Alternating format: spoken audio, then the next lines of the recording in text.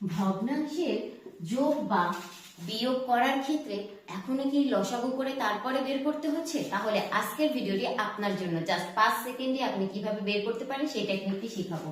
এখানে দুটো ভগ্নাংশ দেওয়া আছে, এই দুটোর যোগ বের করতে হবে। তাহলে আমাদের প্রথমে এই যে আড়াআড়ি ভাবে এটার সাথে এটা গুণ, এটার সাথে এটা গুণ করি আমরা। 5 দুগুণে 10 আর 3 অক্ষে 3। এবার এই দুটোকে যোগ করে দিই, যোগ করলে উপরে কত আসে? এটাই হবে আমাদের অ্যান্সার 13। আর নিচে এই দুটোকে আবার গুণ করে দিই, 3 5 15। এই সেম হবে আমাদের বিয়োগের ক্ষেত্রে। জাস্ট এখানে ছিল যোগ আর এখানে হয়ে যাবে বিয়োগ, আর এখানে 8 গুণন করে এখানে 10 আর এখানে 3 একে 3। আমরা এখানে প্লাস করেছিলাম আর এখানে মাইনাস হয়ে যাবে, ঠিক আছে? তাহলে এর ক্ষেত্রে অ্যান্সার হবে 7 আর নিচে 3 5 15 থাকবে। এই ছিল আমাদের ভগ্নাংশের যোগ এবং বিয়োগের টেকনিকটা।